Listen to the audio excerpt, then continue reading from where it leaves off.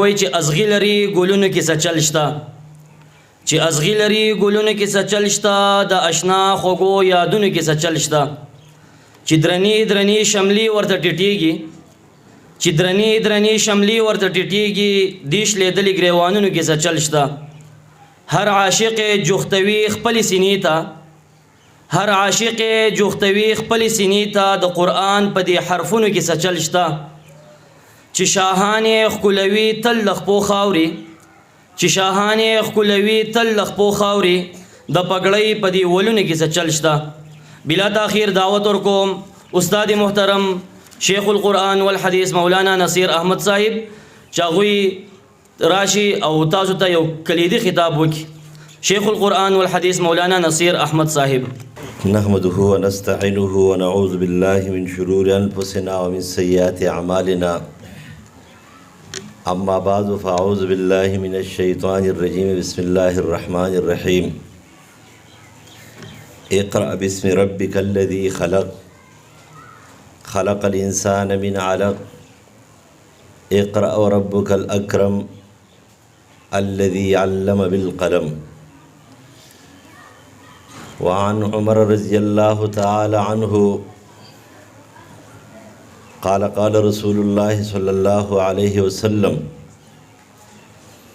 إن الله يرفع بهذا الكتاب أقواما ويزو بآخرين رواه مسلم.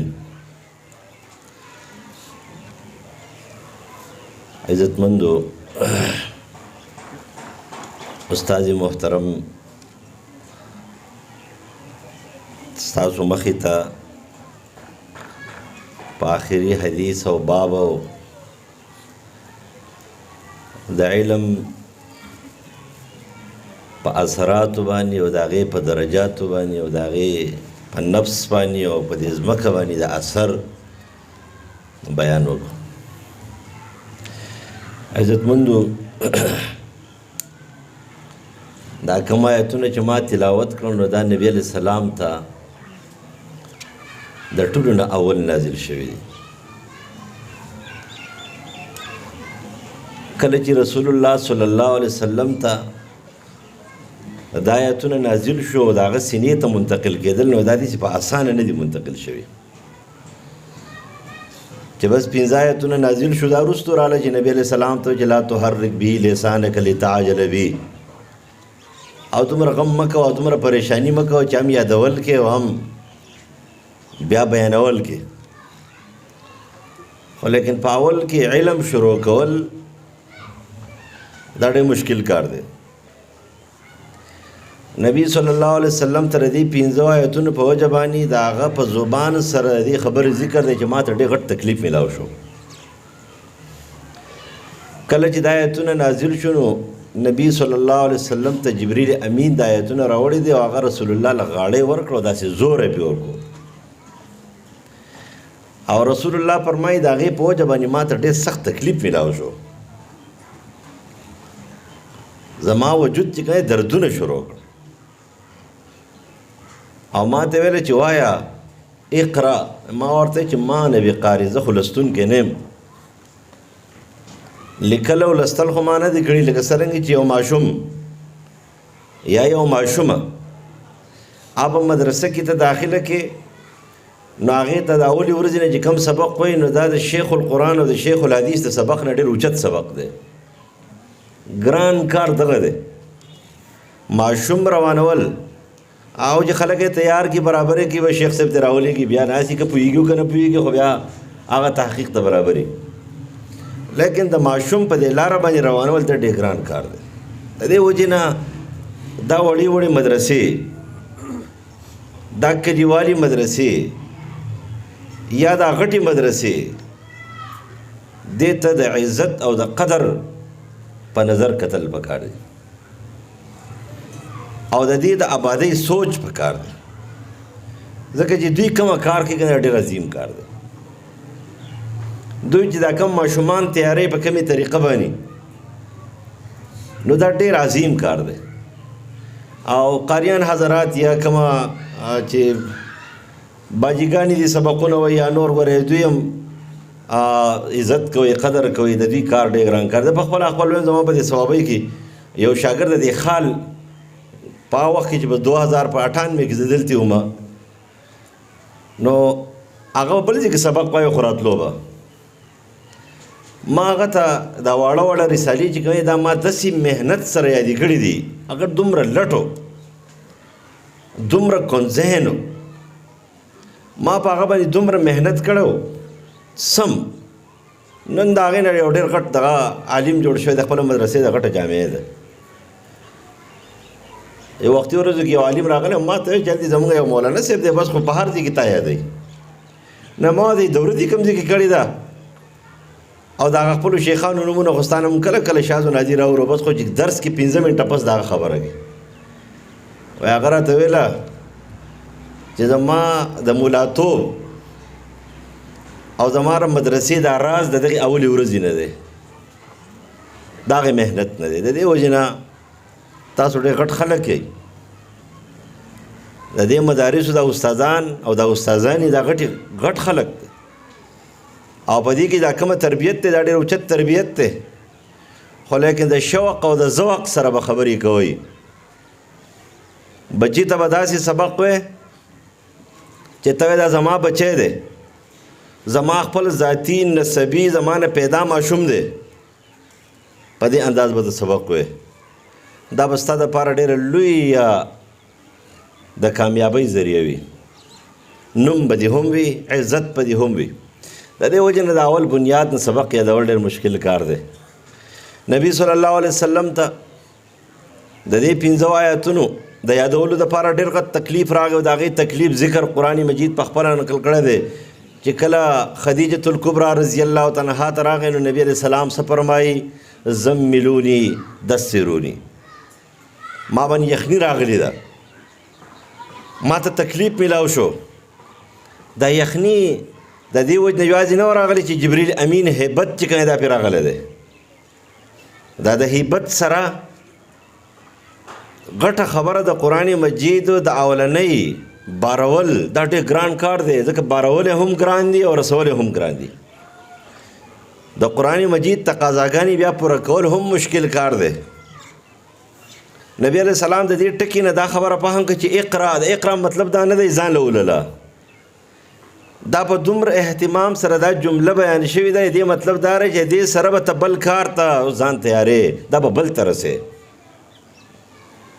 ځکه ورته وروسته سوی چې قم فانذر وثیابک فطهر ته راغلی بستره کې پروت دی بستره پرېږده د یخنۍ او د ګرمۍ چې کومه خبرې دي تصور دا پرېږده پاسه قم فانذر خلقو ته د 15 آیتونه ورسوه د دعوت توحید کار شروع کړه د تعلیم تعلم کار شروع کړه د تزکیة النفس کار شروع کړه د خلقو د سوچونو د فکرونو د بدلون خیال شروع کړه دعوت شروع کړه نو څه ورته پاسه دا رسم لاستو کار نه دی علم چې کومه دی دا بے محنت نه حاصلېږي. امام مسلم نقل کوي محمد ابن ابي کثیر رحم الله قول نقل کوي چې علم چې کوم دی په راحت الجسم سره نه حاصلېږي تکلیف په برداشت کې محنت په کې ځان بستړی کې ولګ او تند او برداشت کې نن سبا خو د ولګې تندې دومره مسله نشته دی خو د دې معاشرې سره مقابلې کولو مسله شته چې په دې معاشره کې کم خلک چې هغه دنیوي تعلیم دپاره ځي نو د هغوی ټاټ باټ د هغوی لباس جامې د هغوی خرچې د هغوی اسټل د هغوی کالج هغې ته چې وګوري دلته د مدرسې خرچې ته وګوري نو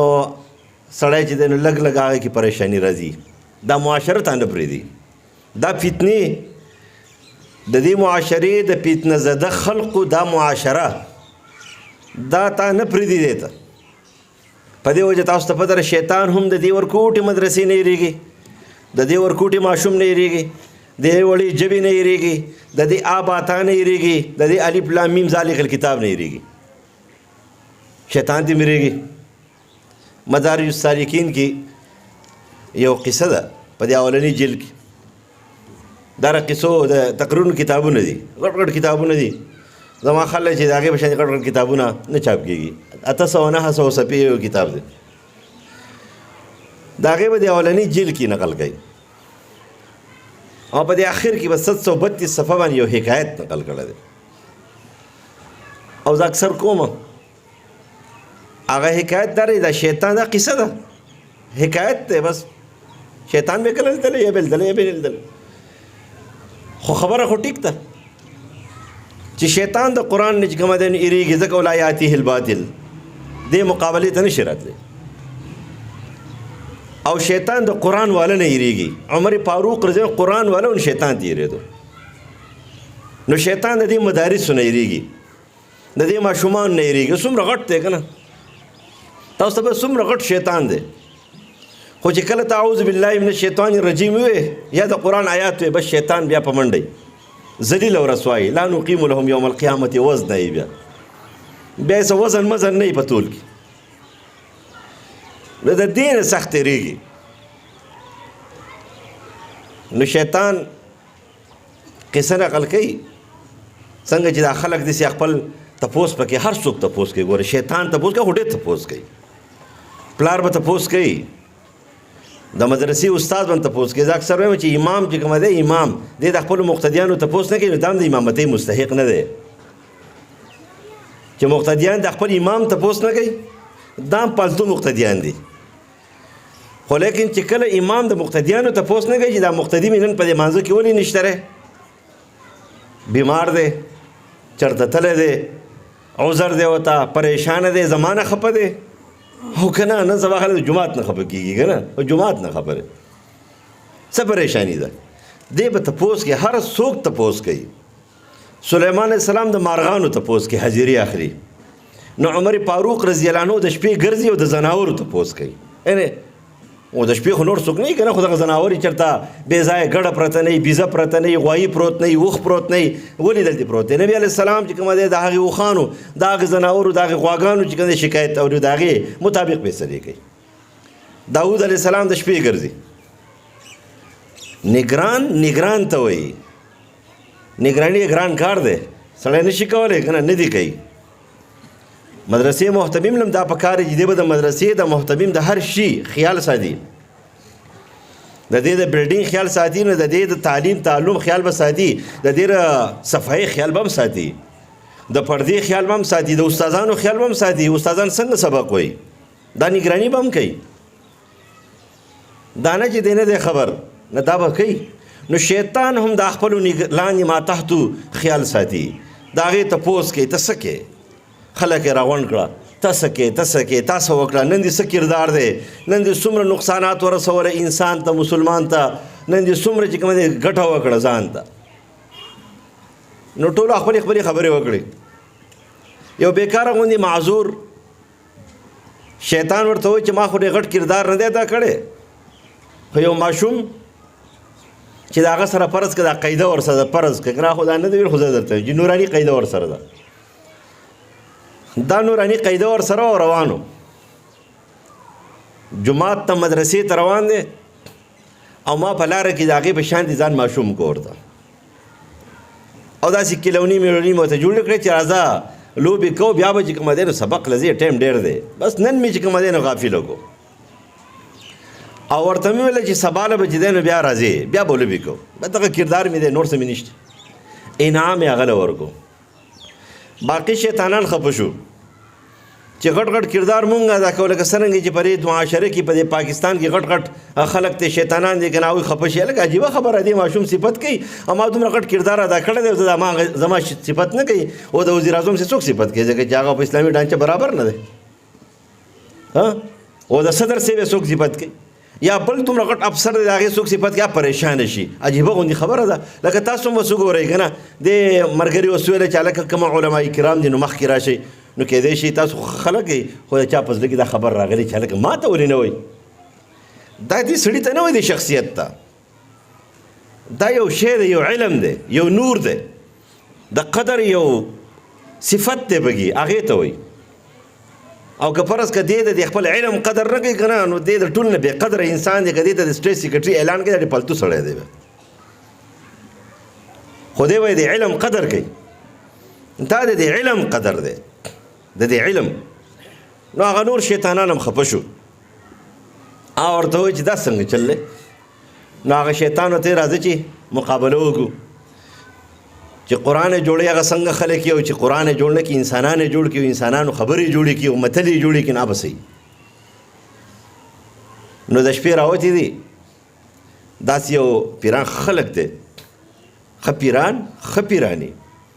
شاه عبدالقادر جیلاني رحم الله ډېر ښه پیر دی، غټ عالم او جید عالم دی، مفسر القرآن دی، د مسلک په اعتبار حنبلي دی. شاه ولی الله رحم الله ولی صوفي نه و، غټ پیر نه و. پیرانو پیر خو اصل کې هغه دی، د دنیا شاګردان ټول پیران دي. فری دا د شریعت خلاف نه ده، دا د شریعت اله خلاف دی. د ګربه مسکین او ګد نشید شي، دین پرېږدي، د دین پرچار پرېږدي. نو روحانیت دی. نو داسې یو پیر له ورغلی دی چې هغه جاهل دی، هغه د دین نه خبر نه دی، تش د خپلې خېټې او د خپل نوم دپاره ناست. نو لاړ چې دغې پیر له ورشه او دروازې ورته والې خلوتخانې نه چې هغه راوتی دی، ورته ویل چې زه جبریل امین یم او دا براق دی، الله تعالی دې خپل دیدار ته غواړي. او ورته ویل زما دې تباهي وکړه په ذکرونو باندې، اوس راپسې رالې. نو بس هغه په خره سور کړی دی، هلته په یو ډیران کې اچولی دی چې دا هغه شی دی. دته دا پته نشته دی جبریل امین پیغمبرانو ته راځي، وحي بنده شوې ده او عرش معلی ته خو نبي علیه السلام تللی دی، نور څوک تللی شي. داسې اوس دا علم نشته دی، دا څه جوړ کړی دی؟ د قرآن نه دی جوړ کړی. او چې بل ځای کې ورغلی وایي چې راشه اوس هغې له ورشه. یو کس، یو طالب، یو عالم ډیوې ته ناست دی او کتاب ګوري، او اواز یې ورته کړی دی چې زه جبریل امین یم او الله دې خپل دیدار له غواړي، براق تیار ولاړ دی راځه. نو بس هغه ویل چې ما غواړي، ویل چې هاو، وایي ته ما پسې راغلی جبریل امین، ویل چې او راویل لږ صبر وکړه. او ډانګې یې راغېستلی او سړی په مخه کړی دی او په ما پسې جبریل امین راځي، تا ته چې کوم دی نو داسې جاهل ښکارم شیطانه. ویل چې اوس ورته ټینګ شئ. یعنې اصل خبره دا چې قرآن یې جوړ کړي، دا سپاره یې جوړ کړي، دا مدرسه یې جوړ کړي، د شیطان مقابله کوي. خو چې قرآن ورسره نه وي، قرآن نه یې جوړ کړی، شیطان یې زر چې کوي ځکه یې دوکه کوي. دا مدارس په دې کې هغه خلک جوړېږي، هغه خلک جوړېږي چې هغه خلک د شیطان دشمنان وي. هغه به د اسلام دوستان وي، هغه به د وطن دوستان وي. تاسو ته پته ده د دې وطن دوستان اهل علم دي، د پاکستان د ځمکې دوستان اهل علم دي. زه اکثر په دې درس کې وایم چې نور هېڅ هم نشو کولی، نو په هره شپه ترجمه کې چې کوم دی خپل وطن ته دعا کوو، هېڅ هم نشو کولی. که نور هېڅ هم نشي کولی نو دا ماشوم خو خپل مور پلار ته به دعا کوي که نه؟ چې دې مدرسې جوړ کړې وي نو هغه به خپل مور پلار ته دعا کوي. واقعي موږ خو خپل استادانو ته نوم ماني بې ریا. زه دا خبره کوم، زه خپل استادان چې څومره زما استادان دي، زه د هغه په نوم باندې د ورځې یو ټایم خامخا په نوم باندې ټول یادوم. هغه د مدرسې نه چې زما شیخان دي یا زما مدرسې استادان دي، هغه زما سکول استادان او که زما د مدرسې استادان دي،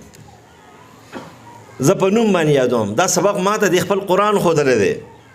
دا سبق ما ته د خپل استادانو ښودلی دی، دا سبق ما ته د مدرسې ښودلی دی. د دې وجې نه دې مدارسو کې خپل یو یو فرد ضروري داخل کوي، نارینه او زنانه. که نور څه نه یې که نه چې دا لاس اوچت کړي چې یا الله زما دا پلار معاف کړي چې زه خو داسې مدرسې ته راوستم ادارې ته چې ځان خو مې وپېژندو، خپل الله مې وپېژندو. په دې مدارسو کې چې سبق وایي نو هغه خپل ځان پېژني، خپل الله پېژني، خپل معاشره پېژني، خپل وطن پېژني، هغه محب وطني. خو چې کله د انګریز په غېږ کې لوی شوی انسان او د اسلام نه کټ شوی انسان وي، هغه د دې دشمن د دې خاورې اولنۍ دشمني. اسلام خو پرېږده، هغه خدای دی، د دې خاورې چې کوم دین اولنۍ دشمني. د نن نه ګورې د دې خاورې دشمنان څوک دي؟ هغه نارینه دي او هغه زنانه دي چې هغه د اسلام نه لرې دي، هغه د قرآن نه لرې دي، هغوی د دې مدارسو سره چې کوم څه تعلق نشته دی. او دا خبره مې یاد سي بار بار وایم، زما خو ډېر بدي شي، اوس مې بدي شي، بیا مې بدي شي، بیا مې بدي شي. مشرف نومې دی، همیشه مې بدي شي. مدرسې ورانه کړې ده او جومات یې سېزلی دی او یتیمانان یې چې کوم دی نو هغه وجلي دي. هغه سره زما نه لګي، خو یو خبره ټیک کړې ده نو ټیکې کړې ده. او شیطان کله ټیک خبره وکړي هم مې منې. شیطان ابو هريره رضی الله عنه ته ټیک خبره کړې وه، جو هغه نبی علیه السلام ته ټیک ته تاسو ته قصه معلومه لنډه غوندي. ابو هريره رضی الله عنه د شپې زکات په کجورو باندې مقرر نگران دی. شیطان یو شپه راغی ځان یې ورته عاجزه کو. سار ورته رسول الله وفرمیل بېګا چې کومه کس راغلی ورته پېژنې؟ بېګا چې کوم غل راغلی و چې نه، وایي بلې شپې له بیا راځي. وایي دی خو دې راشي. بلې شپې له بیا راغی. ما ته یو سړي ویلو، ما یو سړي ذمواري کړې وه، جو بیا کار ختم شو. بیا بله ورځ بیا چې دی نو بیا راغلی مدرسې ته راغی، جړاو فریاد بیا چې دی نو ما ذمواري وکړه. زما یو ملګری ما ته ویل ته نه شرمېږې؟ ما ولې ویل پروس کال دې ذمواري کړه، په خوارو زارو هغه شی مو ختم کړو. اوس دې بیا ذمواري وکړه. ما ته یاره ابلیس دی. ما د ابلیس ابو هريره رضی الله عنه 3 شپې خطا کړی، زه د 2 شپې خطا کړم. خو 3 شپې نه بیا ګورو. په 3 شپې چې راغی نن خو دې نه پرېږدم. نا ورته زه به تا ته داسې یو شی وښیم، داسې یو جمله، داسې یو آیت چې بې غمه سمله او دغه وایه. آیت الکرسي ورته وښودله. نبی علیه السلام ورته څه فرمایي؟ نبی علیه السلام ورته فرمایي کذوبن، ډېر دروغجن دی. د ده په شانتي دروغجن په مخ د ځمکې نه دی پیدا شوی. لیکن خبره یې ته ټیک کړې ده. او ټیک خبره خو ټیکې نو که دا شیطان خبره ده نو هم ټیک ده، او که دا انسان خبره ده نو هم ټیک ده، او غلطه ده. که د انسان ده او که د شیطان ده، نو دغه شي دا یو خبره ټیک کړله. هغه دا ویلو چې په دې پاکستان کې واحد یو قسم ادارې دي چا د دې وطن خیرخوا هم دي او د دې وطن دا یې وروسته وویله، خو بیا دې خبره تللې وه. د دې وطن خیرخوا ادارې هم دي او په دې وطن بوج هم نه دی، بلکې دې وطن ته چې کوم دی پیسې ورکوي. هغه سره واحد مدارس دي. مدرسې والا محتمیم صاحب غریب د دنه اخلي او د دنه اخلي او د دنه اخلي او پاکستان نه بهر چندې کې راوړي، بیلونه دلته اخلي، یعنی غنم جوار وربشي خوراک سکاک دلته چې کوم دی نه اخلي، خښتې دلته اخلي، سیمټ دلته اخلي، ټولې پیسې په پاکستان کې ږدي. راوړي د سعودي عرب نه، د دوبۍ نه، د یو نه، د بل ځای نه، او خرج کوي په پاکستان کې. د پاکستان په حکومت باندې د هغې څه بوج نشته دی. تاسو په خپله سوچ وکئ چې داسې یو اداره وي چې هغه تعلیم درکوي، روحانیت هم درکوي، انسانان هم درکوي، کامل افراد هم درکوي، د معاشرې مخلصین درکوي، پیسې درکوي، مال دولت، او دا خو پرېږده روحانیت هغه دله درکوي. تاسو ته پره په دې مدارسو کې دا ماشومان ټول سر لقوي که نه او لګیا او دا ذکر کوي، تاسو ته د دې څه برکت نه ښکاري؟ امام قرطبي رحمه الله هغه نقل کوي، او زه بار وایم یو شاګرد راغلی دی، هغه استاد بیمار دی، پیر صاحب یې بیمار دی، استاد ټول نه غټ پیري، پیر صاحب بیمار دی چې کله راغی ویې کتل چېرې زما د استاد خو ډېر زیات تکلیف کې دی، ډېر زیات پریشانه شو، د هغه محفل نه ووتلو. لږ ساعت بعد چې کوم دی راغی، او چې کله راغی نو چې ویې کتل هغه حالات برابر وو، د هغه وجود برابر وو، د هغه د مخ د ډانچه ټیک وه، په هغې باندې راحت چې کوم اثرات وو. نو هغه ورته ویل چېرې استاد محترم مخکې ساعت کې چې زه رالم تاسو ته ډېر تکلیف و، اوس تاسو حالات برابر دي. نو ورته په جواب کې ویله و زما خالي پلانکې په هغه ځای کې ناست و، ملګری و، او هغه ځان له د قرآن تلاوت کولو، ځان له کولو، د دره دم دپاره نه کولو، د دره برکت دپاره نه کولو. لیکن قرآن داسې سخی کتاب دی، قرآن والا چې سخی نه وي که نه، زموږ دا شیخ صاحب څومره سخي سړی دی، تاسو وکتل که نه مال روپۍ نه راکوي، نو ډېر سخي دی. سخاوت چې کومه دی نه، دا قرآن چې څوک سبق والی قرآن والی دی به سخي وي، سخي. ولې قرآن چې کوم دی سخي کتاب دی، هلته هغه ځان له تلاوت کوي، او سخاوت چې کومه دی نو دلته راغی په دې بیمار باندې، او د هغې د برکت د وجې نه په ده کې الله تعالی چې کومه دی نو څه راوستله، راحت راوستلو، بیماری ختم شوله. نبی صلی الله علیه وسلم فرمایي چې سړی آیت الکرسی دا اول یو گاونډي دی، د ده زړه غواړي او که نه غواړي خو د سره د خپل ګاونډیان ټول محفوظ شو. نو تاسو په خپله سې سوچ وکئ چې په یو محله کې چې کومه دی یو مدرسه ده او په دې مدرسه کې 100 ماشومان هغه شپه ورځ لګیا دي، شپه ورځ لګیا دي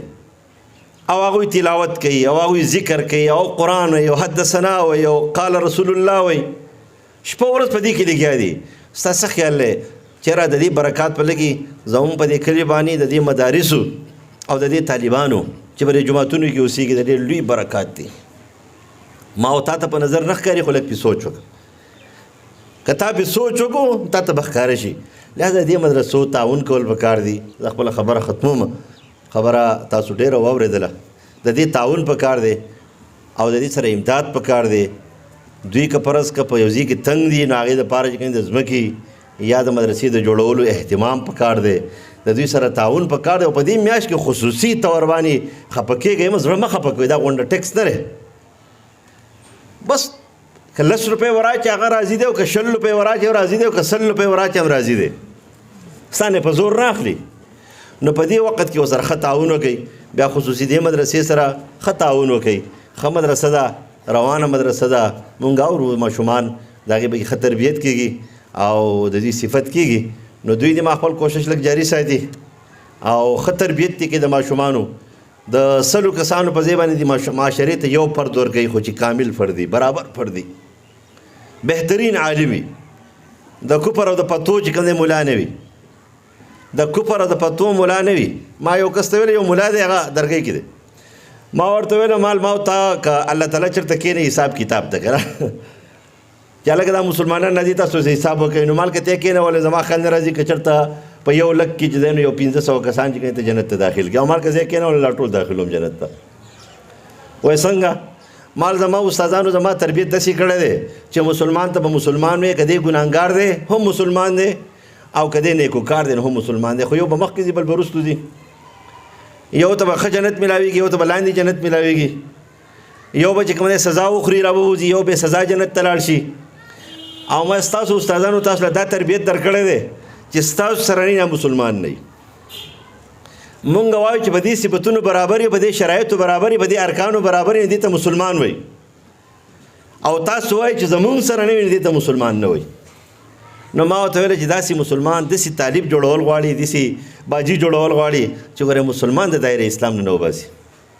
خو دایره اسلام ته قادیاني هم نه داخلوي، پرویزي هم ورته نه داخلوي. قادیانان او پرویزان مسلمانان نه دي، هغه داخلوي نه چاته اسلام ته، لیکن مسلمان د دایره اسلام نه خارجوي نه. واحد دا مدارس واقعي زمونږ د متعلقین چې څومره مدارس دي د دوی سبقونه هم دغه شانتې دي، تعلیم هم داسې دی چې دوی مسلمان د دایره اسلام نه وباسي. د امام ابو حنیفه رحمه الله د رایې مطابق بالکل ټیک روان دي. څه وایي چې لا نکفر بذنب، فقه اکبر کې امام صاحب قول دی وایي لا نکفر بذنب، مونږ